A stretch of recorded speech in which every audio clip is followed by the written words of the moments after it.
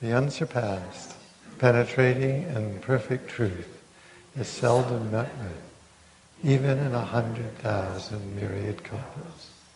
Now we can see and hear it. We can remember and accept it. I vow to make the Buddha's truth one with myself. Homage to the Buddha, homage to the Dharma, homage to the Sangha. Today we'll be exploring section 5 of the Surangama Sutra. It's on instructions for practice. When I was in law school, I had a professor, Professor Lewis L., who when we really got to the most important part, he had a little phrase. He said, "Isn't that the very nub of the issue?" And we're at the nub of the issue here on how you actually practice. Ananda asked the Buddha to talk about how best to practice, to know the full enlightenment of the Buddha. The Buddha responds, "The result to become enlightened must be identical to the goal. If you are not aiming at the unborn, uncreated Buddha mind, but are caught in the phenomena of this world, you will not be successful. Contemplate the phenomena of this world. It is all subject to change and decay. It cannot be the basis for the Dharma." Our purpose must be clear. It is to know the eternal, to know the truth.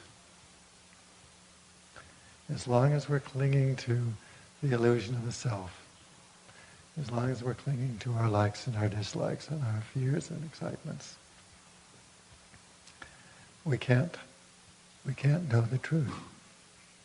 There are a lot of things that people use meditation for, and all of those worldly purposes are things that will not ultimately allow you to know the truth completely.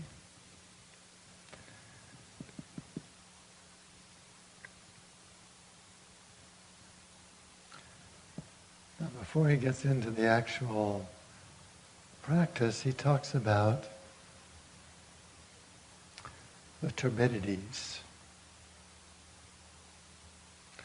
Your body is composed of the 4 primary elements, and as a result, the pure, perfect, and wondrous enlightened mind is divided into the functions of seeing, listening, touching, tasting, smelling, cognition, and resulting in the 5 layers of turbidity. It is like throwing soil into clear water. The first layer of turbidity is time.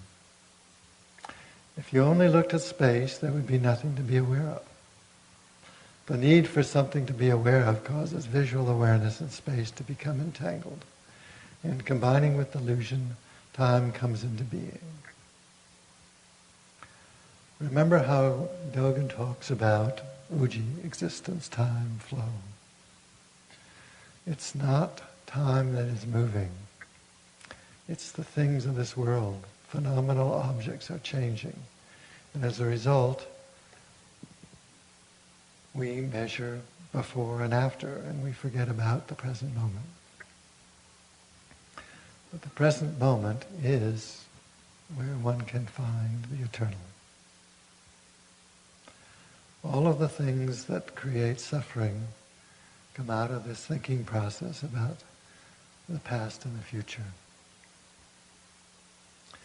The full awareness of this present moment is when that turbidity of time dissolves. The second layer of turbidity is perception. The separate awarenesses of sight, hearing, feeling, etc., cognition, become entangled with the 4 primary elements based on delusion. And this produces perception. The third layer of turbidity is afflictions. The object perceived and the mind consciousness become entangled, based on delusion, causing the mind to become turbid with afflictions. I.e., this is how suffering arises. The fourth layer of turbidity is individual beings. Because of birth and death, beings desire to continue to experience the world through their faculties of perception. Their karma leads them to move from one realm of existence to another. Their thoughts and their karma become entangled, and this entanglement, based on delusion, produces the fourth layer of turbidity, the illusion of a self. The fifth layer of turbidity is lifespans. The senses share a single fundamental awareness, but the perception of the sense objects causes them to become differentiated. The consciousness and their objects are no longer in their correct relationship. They become entangled, and this entanglement based on the delusion produces the turbidity of lifetimes. Births and deaths become limitless, endless, beginningless and endless. In order to transform the separate awarenesses into the permanent bliss, true self, purity of the Buddha mind, you must pull out the root of birth and death and rely on the pure and perfect nature of the unborn. As Dogen reminds us, the most important question for all Buddhists is how to understand birth and death completely. Should you be able to understand birth and death completely, they both vanish. The original enlightened understanding, which neither comes into being nor ceases to be, must be the basis of your practice. The practice may be compared to the settling of turbid water. If you keep it undisturbed in a container, so that it is completely still and quiet, the sand and silt will settle naturally. This can be compared to the initial stage of subduing the afflictions. When the sand and silt have become completely removed, nothing can cause the afflictions to arise. He later discusses how the keeping of the precepts and the practice of the meditation, the development of the wisdom, is how the sand and silt are removed. Ultimately, the sand, the silt, the water, and the container are fundamentally empty. But we have to experience that fundamental emptiness for ourselves. The next part is choosing one faculty in order to liberate all six. The second principle, the first being that you must focus on the eternal, that is your purpose. The second principle is that if you are resolved to become fully awakened, you must courageously dedicate yourself to practice in accordance with the Bodhisattva vehicle. Decisively let go of everything that has conditioned attributes. Carefully examine who it is that creates karma and undergoes retribution. Examine and contemplate the source of afflictions. If someone wants to untie a knot, he needs to examine how it is tied. Space cannot be tied into knots, as it cannot be broken into parts. The senses have introduced conspirators into your house to plunder your valuables. In this way, beings and the world of time and space have been tied to each other because of illusion. And this is why beings cannot transcend the world. The eye faculty recklessly races outward in pursuit of objects. The ear faculty recklessly races outward in pursuit of sounds. The nose faculty recklessly races outward in pursuit of odors. The tongue faculty recklessly races outward in pursuit of flavors. The body faculty recklessly races outwards in pursuit of tangible objects. The mind faculty recklessly races out in pursuit of mental objects. This is how to understand the outflows. This constant attention on perceived objects and the importance that we give them. So it is that the six faculties have come into being out of the awakened mind when another understanding is added to the awakened mind. All you need to do is to not allow your attention to be diverted by the 12 conditioned attributes of sound and silence, contact and separation, flavor and the absence of flavor, openness and blockage, coming into being and perishing, and light and darkness. Next, extricate one faculty by detaching it from its objects and redirect the faculty inward. so that it can can return to what is original and true. Then it will radiate the light of the original understanding. This brilliant light will shine forth and extricate the other five faculties until they are completely free. Then all coarse perceived objects, indeed all phenomena subject to change in all the material worlds, will be transformed, just as ice is transformed when it melts in hot water. Then, responding in the time it takes for a single thought to arise, all phenomena will merge into your supreme awareness.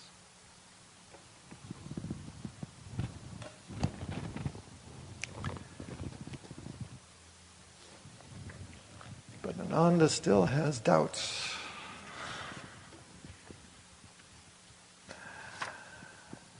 Ananda said to the Buddha, respectfully said to the Buddha, "World-honored one, as the Buddha has said, when one's practice is based on the resolve to seek what is everlasting, one's mind should be correlated to the mental state of the enlightenment that will be the result of one's practice. This result, world-honored one, may be called full awakening, nirvana, the suchness of reality, the Buddha nature, the pure consciousness, the emptiness of the womb of the Tathagata, and the wisdom of the great perfect mirror. Those are 7 names for what is pure and perfect, everlasting and understandable. That essential nature, which is like the most durable vajra. If ultimately seeing, hearing, and the other sense consciousness do not exist on their own apart from light and darkness, sound and silence, openness and blockage, and so forth, then, in the same way, the mind consciousness must cease to exist when it is apart from its own objects. How then can these consciousnesses, which will ultimately perish, be the basis for practice as one strives for the Buddha's everlasting realization, as it is characterized by those 7 names? World-honored one, suppose that in the final analysis no seeing can take place when neither light or darkness are present. In the same way, no thought process can take place if no objects are being presented to the faculty of cognition. Then no matter how much I look here and there, going about in circles in an exhaustive search, I can find nothing that fundamentally is my mind or my mind's objects. On what can I base my quest for supreme enlightenment?" He still doesn't get it. What the Buddha has just said contradicts his previous words about what is clear, perfect, and everlasting. It seems to be mere speculation.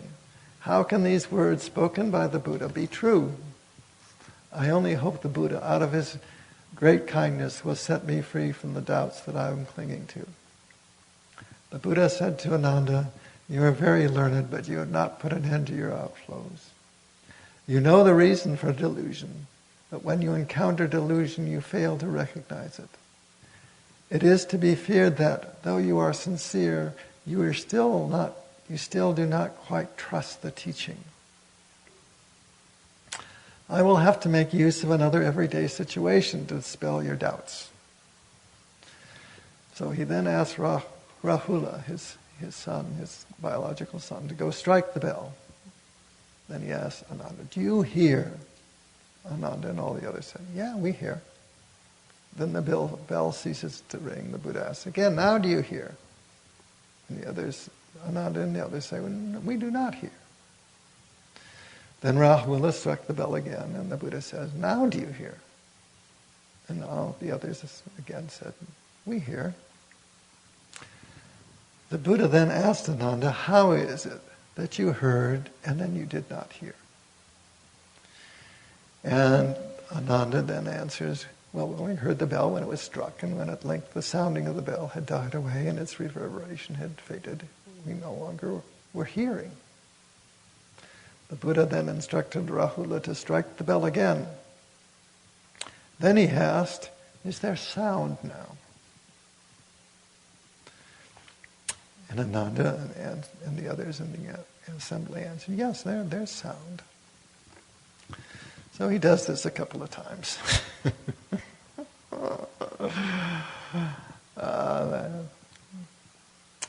the Buddha finally said, how is it there was a sound and then no sound? Ananda and the others in the assembly answered, when the bell was struck, there was sound, but when at length the sounding of the bell had died away, the reverberations had faded. There were no longer sounds. The Buddha then said to Ananda, why have you given such muddled answers?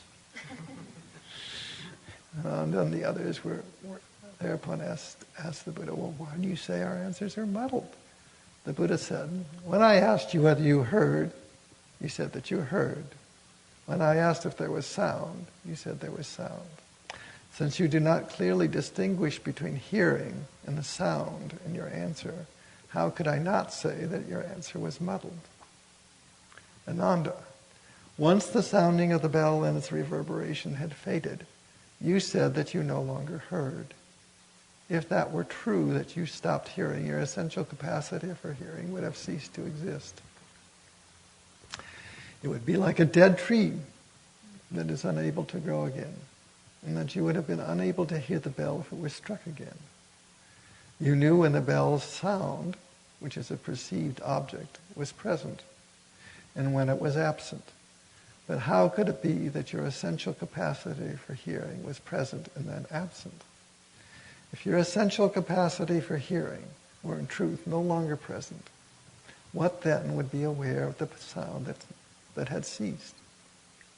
Therefore, Ananda, although the sounds you hear come into being and cease to be, neither the presence nor the subsequent absence of sound can cause your essential capacity for hearing to come into being or then cease to be. Again, this is just like the analogy he used of the blind man earlier on in the sutra. The blind man still sees, he only sees darkness because his eyes aren't working. But this essential awareness, whether it's of sight or sound or anything else, this pure awareness is what doesn't die and isn't born. So the Buddha continues, you are still deluded. In your confusion, you take hearing and the presence of sound to be the same thing. You consider something everlasting to be something that will come to an end. In the final analysis, it cannot be said that hearing in its essential nature is dependent upon the presence of sound or silence, or dependent upon whether the ears are obstructed or unobstructed. Consider someone who has fallen deeply asleep on his bed. While he is sleeping, someone in the household starts beating clothes or pounding rice. The dreamer hears the sound of the beating, of the pounding, and mistakes them for something else, perhaps the striking of a drum or the ringing of a bell. In his dream, he wonders why the striking of the bell or the drum sounds like clothing being beaten or like rice being pounded. He wakes up suddenly and immediately recognizes the sound of the pounding. He tells the people in the household, I just had this dream in which I mistake your pounding of rice for the beating of a drum. Ananda, how was it that the dreamer could have been conscious of sound or silence? How was it that his ears were unobstructed and functioning? Although his body was asleep, the enlightened nature of his hearing did not sleep. Even when the body wastes away, its energy dissipates and its life force moves on. How could that essential capacity for hearing dissipate along with him? Nevertheless, since beings have allowed their attention to be drawn to sights and sounds, and have allowed themselves to be carried along in their streams of thoughts, as it has been since time without beginning, they have not yet awakened and do not yet understand the purity, the wondrousness, and the permanence of their own essential nature. Instead of attending to what is everlasting, they attend to what comes into being and perishes. And as a result, life after life, they are mired down in impurity and bound to the cycle of life and death. Death and rebirth. But if they turn away from what comes into being and perishes and hold fast to what is true and everlasting, then the light of the everlasting will appear. And as a result, the faculties, their objects, and the sense consciousnesses will fade away and disappear by entirely disengaging yourself from the two impurities, defiled mental processes and defiled emotional attachment to those processes. Your Dharma eye will become clear and bright. How then could you fail to go on to realize the supreme understanding and awakening. Ananda said respectfully to the Buddha, World Honored One, the Buddha has now explained the second of the unalterable principles. The first being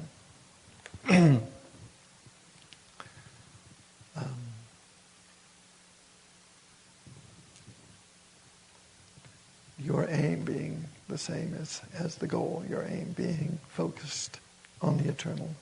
And the second principle is that if you are resolved to become fully awakened, you must courageously dedicate yourself to the practice in accord with the Bodhisattva vehicle.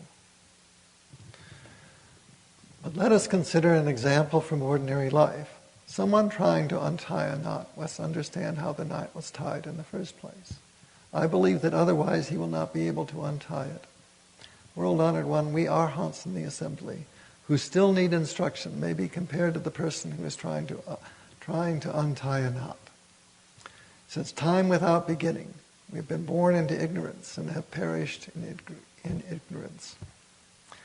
Although we are learned and have strong roots in the Dharma, and although we have entered the monastic life and call ourselves monks, it is as if we were subject to a fever that reoccurs every day. I only hope that the greatly compassionate One will be moved to deeply pity us. We're drowning in the sea of afflictions. How are the knots of our bodies and minds tied, and where do we begin to untie them, so that we and the suffering beings of the future may be freed from the cycle of death and rebirth, and fall no longer into the three realms of existence? Having spoken these words, he bowed to the ground, as did all the others in the assembly. He shed tears as he eagerly awaited the sublime instructions given by the Buddha, the World-Honored One.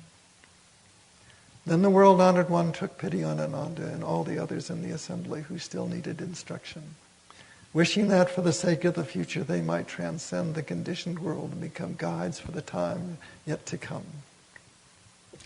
As he circled his hand over the crown of the Buddha of Ananda's head, his hand shone with light that was the color of the purple-tinted gold of the river Jambu. Then throughout all 10 directions, every world in which Buddhas were dwelling quaked in 6 ways.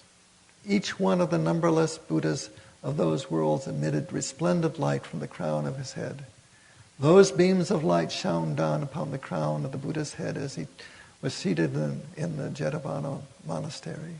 No one in the assembly had witnessed such an event before. Then Ananda and all the others in the great assembly heard the numberless Buddhas from throughout the 10 directions speak in one voice, though in different tongues, saying, "Well done, Ananda. You want to understand the ignorance that you were born with, the source of the knot, what causes you to be bound to the circle of birth and death and rebirth. Is your 6 faculties of perception and nothing more. Also, since you wish to understand the supreme enlightenment, you should understand that it is through these same 6 faculties that you will quickly gain bliss, liberation, and stillness, wondrous and everlasting."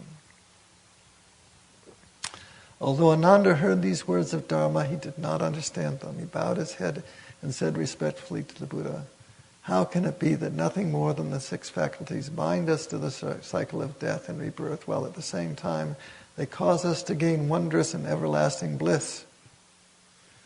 The Buddha said to Ananda, "The faculties and their objects come from the same source.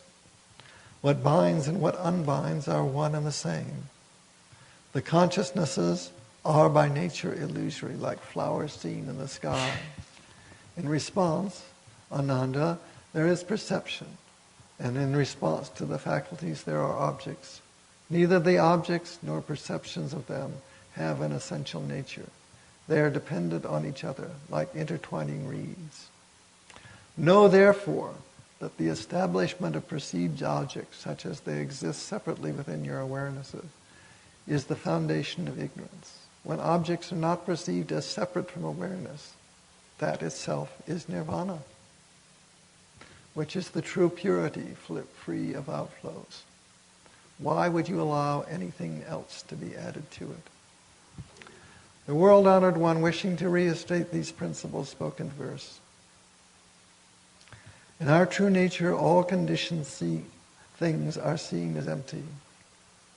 That which arises from conditions is illusory. That which is unconditioned is not born, does not perish. It too has no reality like flowers in the sky. Though we use words to try to speak the truth, all words are false. Not only words that aim at truth, but false words. All are false. Both that which is called true and that which is called false are false. How can there be, therefore, observer and what is observed? In the perceiver and the perceived, there is nothing that is real. They are like vines that only stand by twisting around each other. Entanglement and liberation share a common basis. The path of sages and of common folk is the one path only. You should consider now that these vines that twist around each other. The vines have no existence, yet they do not lack existence. The darkness of confusion is our basic ignorance. The light of understanding brings about our liberation. A knot must be untied according to a certain sequence. When the 6 knots have been untied, the one will vanish too. Choose one perceiving faculty and realize your breakthrough. Enter the current. Realize the true enlightenment. From subtle Adana, the storehouse consciousness, the energy of habits can burst forth into a torrent, lest you confuse the true with the untrue. I rarely speak of this. When your mind grasps hold of your own mind, that's not illusion. Then becomes illusory. But if you don't grasp hold, then what is called illusion and what is not illusion, too, will not arise. How can what is illusion be established? This Dharma may be called the wondrous lotus flower, royal, indestructible, magnificent awakening. The practice of samapati, this is could be either meditation or samadhi. It was a little unclear from the translator's viewpoint. This practice of samapati, though likened to illusion, can quickly bring you past the ones who need no further training. This peerless Dharma is the road that all world-honored ones have walked to reach the gateway to nirvana. When they heard the supreme compassion instruction which the Buddha had spoken in this combination of instructional and reiterative verses, with their luminous and wondrous truths, lucid and incisive, Ananda and the others in the great assembly all rejoiced. Their mind's eye opened to an understanding that was entirely new to them. So then the Buddha reaches out and he takes a beautifully patterned scarf from a tray of offerings in front of him, and he ties a knot in it. And he says to Ananda, "What is this?" And Ananda says, "It's a knot." When he goes through this 6 times, the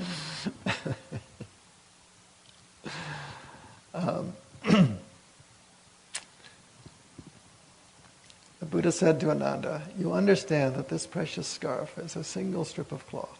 My tying it 6 times might be said to have made 6 knots, but examine the question more carefully. The implication of your answer is that although the essential nature of the scarf is unchanged, the knots have nevertheless changed it. What do you think? When I first tied a knot on the scarf, you said that it was the first knot. I ask you, would you call the 6th knot I tied the first knot? No, indeed, world-honored one, there are 6 knots. We certainly cannot say that the 6th knot is the first one. With all my lives devoted entirely to learning and debate, what would lead me to confuse the 6th knot with the first?" The Buddha said, "You're right. The 6 knots are not identical. Let us examine how they were made. They were all created out of one scarf. Still, it would not do to confuse their order, the same way to be said of the 6 faculties of perception. within what is ultimately one, differentiated eventually arises.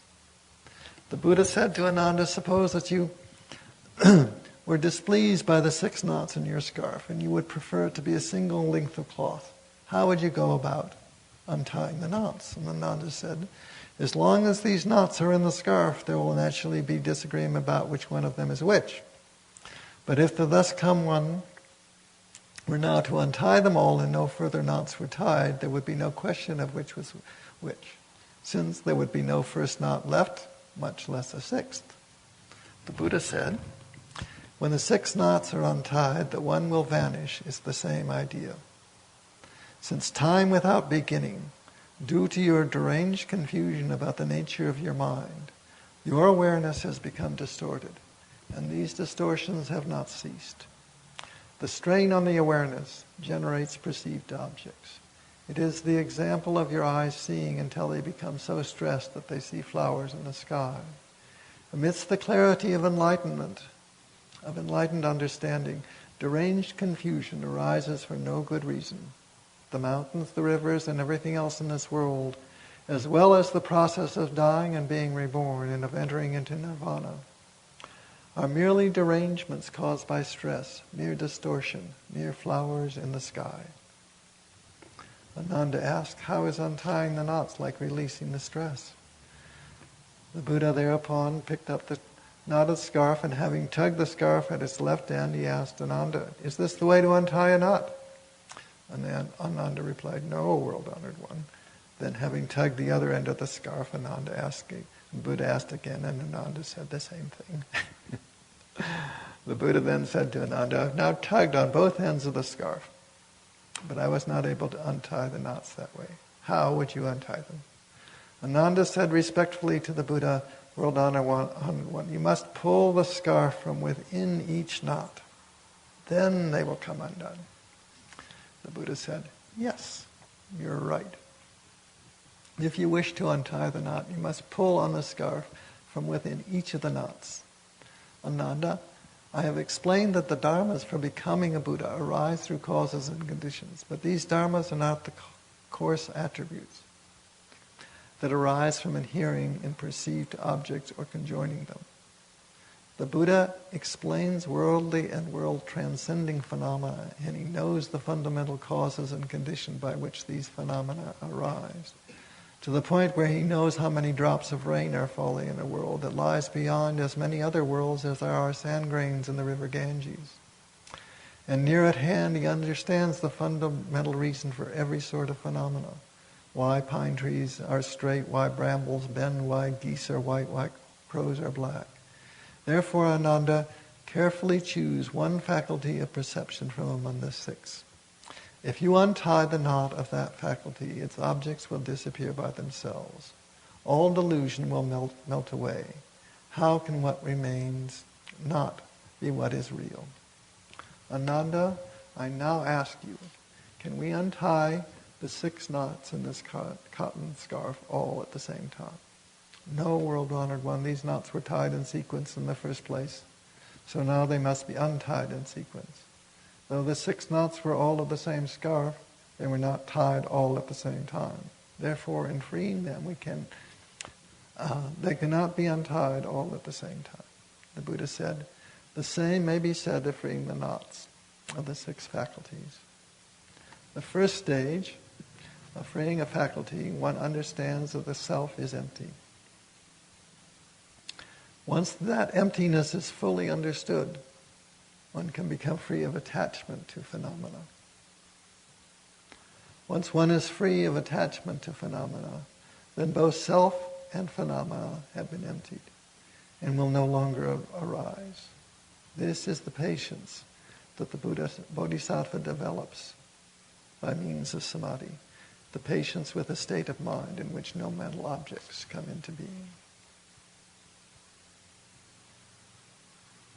So the first stage is to understand the emptiness of self. Then that will allow you to be free from attachments to phenomena. When both self and phenomenon have been emptied, they will no longer arise. This is the patience with the stillness.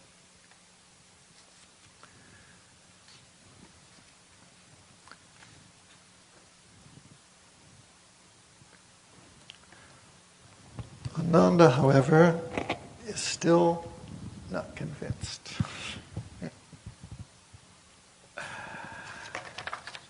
And he's still hoping the Buddha is going to just zap him with a secret transmission and doesn't have to do the effort. So the next part of this is that Buddha is going to call upon 25 different arhats and bodhisattvas to describe what it is that they use to become enlightened. Then he's going to have Manjushri decide which is the best for Ananda and the people of the Dharma ending age, which is us. So we'll get to that tomorrow. However innumerable beings may be, I vow to save them all. However inexhaustible the passions may be, I vow to transform them all. However limitless the Dharma may be, I vow to comprehend it completely. However infinite the Buddha's truth is, I vow to realize it. Homage to the Buddha, homage to the Dharma, homage to the Sangha.